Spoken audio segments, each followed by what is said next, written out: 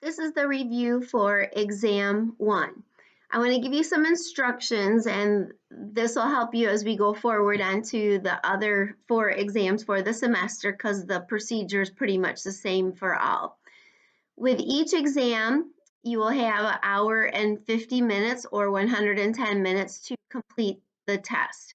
You only have one attempt, so you want to make sure that you allot that time and you're not interrupted. You cannot leave and come back to the exam. The exam is open on June 14th at 12 o'clock a.m. and it is available until 11:59 p.m. on June 14th. There's only one day for the exam. A lot of you are thinking this is an online test, how come we only have one day to take the test? This is because I don't want to encourage students to cheat. You're not using lockdown browser, you don't have to have a webcam. I'm asking you to be on your academic integrity, your honesty, and to just do the test on your own. So you only have one day to take the test. So please make sure you mark that on your calendar. It's on the calendar in Canvas as well for June 14th. Again, make sure you have an hour and 50 minutes to take the test. What I will do is I will email you 3 forms. They are in a Word doc. You can open them up and type in them in a Word doc, or you can print them out and then you will submit that one as a PDF. The other one you can just submit back as a Word doc. Please do not open them in Google because they will not transfer over correctly. For the formulas for return on assets and for the debt ratio, you can have the formulas written down on a 3x5 card or a sticky note, but that's the only help that you can have. No demos, no problems. No one else is going to take the test for you. You're not to look up the answers on the internet, anything like that. Again, you're going to want to have a calculator. Do not use your cell phone. No other types of files will be accepted when you do upload these, so make sure they're not a Pages file or a JPEG. They have to be a PDF or a DOC doc for Word file anyway.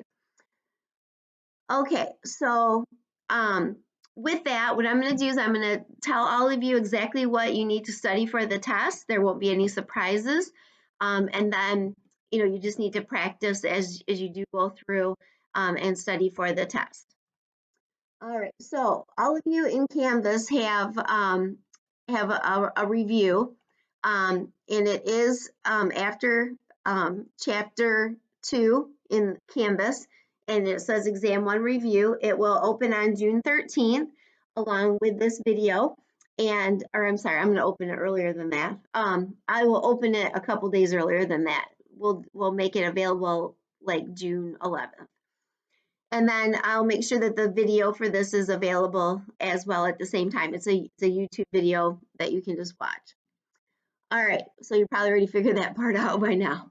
All right, so with the exam review, what I'm going to do again is each of the tests are worth 100 points. Again, no cell phone. Make sure you just have a calculator. No notes, no demos, no problems. And again, you have 1 hour and 50 minutes of uninterrupted time. You need to make sure you allow yourself time to upload those files to Canvas, so watch the timer on the test. All right, so what is going to actually be on the test? The first part I want to talk about is the vocab. There's going to be 15 vocab words on the test. What you're going to do is you're going to have the definition, and then you will have the word, and you will match those up. That will be graded automatically in Canvas. Everything else I have to hand grade. So that will be automatically graded for you. Now, these are covering the 2 chapters, so chapter 1 and chapter 2. So think about the most important words that we have been studying or using during chapters 1 and 2. Like, for example, you might want to make sure that you know the definition for assets, for owner's equity, liabilities, owner withdrawal, revenue, business transaction, net income, expenses, the accounting equation, things like that. So go through your chapter and look at the most important definitions. There's also some principles and assumptions that were in chapter 1 that you need to look over as well. I'm going to show you a couple of exercises that you did go over, but these are good to study as you are finishing or going to take the test. Exercise 1.7 gives you some of the different assumptions and principles that were discussed in the chapter. So you want to look this over, exercise 1.7. Especially the revenue recognition principle, that's a big one where we can only recognize revenue when we actually provide the service. So for an example, I have Pure Green that comes and services my yard 7 times a year. I pay them upfront because they give me a discount, and then they can't recognize that revenue until they actually come to my yard and put down my pre-emergent the first time and my fertilizer the other times, and they do a fall prevention at the end. So they take what I pay and divide it by 7, and then they can recognize that revenue each time. But they can't recognize all of it because they didn't do all the work. Business entity assumption, that's another big one. That means that we have to keep our businesses separated. So if I had a tutoring service and I had a furniture store, I have to keep both of those businesses separate. Um, Expense recognition is another one. We can only recognize expenses as they occur. We have to make sure that we don't just say, well, we know we're going to have this later, so we're going to write it off now. So that's another one to think about. But look over full disclosure, going concern, measurement or cost principle, and then, like I said, revenue recognition, business entity, and the expense recognition or matching principle. Another good one to also look at pertaining to those, again, is Quick Study 1.6, and it does go over, these different assumptions and principles as well. So vocab, 15 words. We'll have them for chapter or for exam 1 and exam 2, and then we're done with vocab after that. All right. The next part of the test is you're going to be given some transactions, and you're going to record those into the T accounts. Then you're going to foot and balance them and prepare a trial balance. So you had a couple problems in chapter 2 in the beginning when we worked on T accounts that you had to put them into the T accounts. Your book does not have a very good problem set for T accounts, so I made up a couple problems myself. I use those at my high school classes too for extra practice when I taught high school. But these are really good for your practice. So if you didn't do them, this is a good time to do those. So this is the one with Jane Eyre as one of your accounts receivable and Ron John as capital and drawing. But again, just go back and make sure that you know how to put the accounts into the T accounts. And then, so you'll put the transactions into the different T accounts. I will give you the T accounts with them labeled. They're not labeled debit side or credit side. Remember, debit means left, credit means right. And I don't have the pluses or minus on those. So you do need to remember those, and I'll give you a little hint on that in just a second. And then when you're done, you're going to foot and balance. So once you get your T accounts done, like for the cash, for example, you'll add up the debit side, add up the credit side, and then you'll take the debit minus the credit, what we took in, minus what we spent, and then you'll get the balance, which you keep on the debit side. For some of the accounts that you only used one time, like in this case, it was advertising and miscellaneous, you don't have to, foot and balance those, just the ones that you have more than one transaction with. So practice those, paid cash for supplies, receive cash from the owner as an investment, sold services on account, receive cash from the owner, or paid cash to the owner for personal use, receive cash from sales, paid cash for insurance, and so on. So go back and practice those T accounts.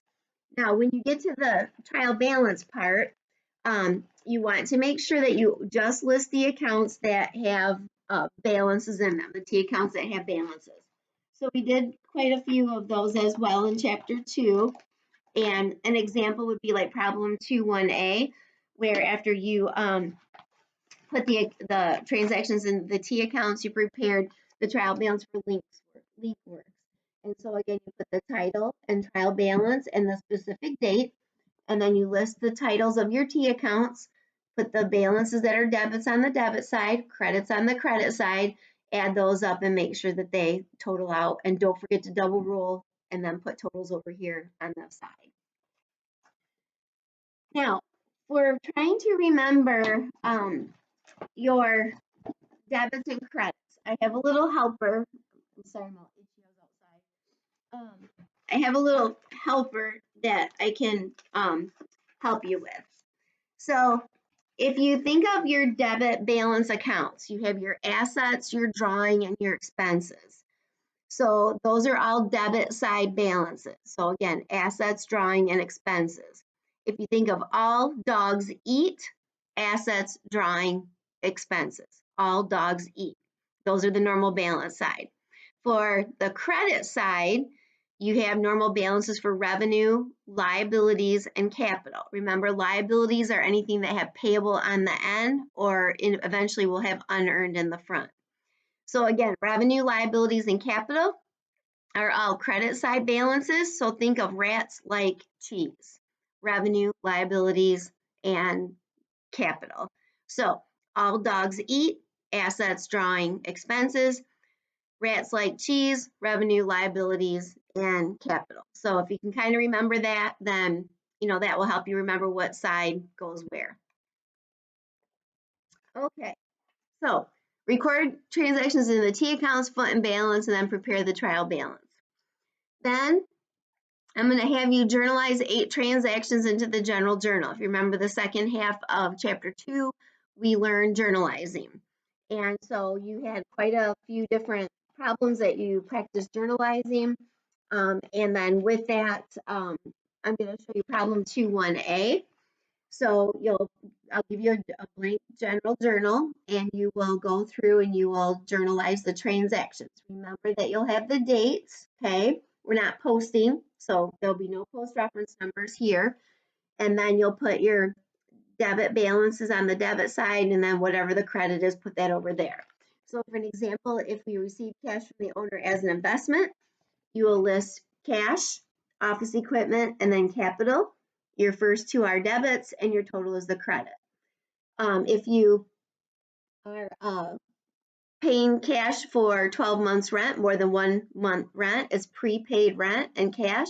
So we debit prepaid rent and credit the cash. Here we purchased office equipment and office supplies on account. And so you have your 2 debits for the assets, and then your total goes to accounts payable on the credit. Receive cash for services that you provided, cash debit, revenue credit. So again, debit and credit. Then we went ahead and we billed a client for work. So we did accounts receivable debit and revenue credit. Those are those. And then we went and paid for the office equipment and the office supplies up here on the 3rd. So we debit accounts payable and credit cash. Paid cash for insurance, prepaid insurance and cash, debit the prepaid, credit the cash. And then when we receive cash from one of our accounts receivables, we debit cash and credit accounts receivable. When our owner withdraws cash for personal use, remember that we debit withdrawals or drawing and credit the cash. Paid cash for our utilities expense. Please make sure you put expense with the name of the expense. So we debit the expense and credit the cash. You will not be posting like I mentioned, so you will not have post reference numbers. You'll have titles for your transactions, not paid cash, bought equipment, or whatever it is, owner invested equipment, owner investment. It's going to be cash, office equipment, and capital. So make sure you have titles. And you need to include your explanation with that as well. So you'll have 8 transactions that you'll journalize into the general journal. And then there'll be common ones like I just went over. All right, and then you're going to have your 2 ratios for this chapter. Again, you can have the formulas written down on a sticky note or a 3x5 card for the debt ratio and the return on assets. So let me go through first the the return on assets, ROA. This is problem 111A, and this was with Coca-Cola and Pepsi. Now, with both of these, I'll give you the page numbers that they are in the book, so you can go back and look and see, the formulas again if you don't catch it on the video. So for return on assets, it's net income divided by average total assets. Net income divided by average total assets.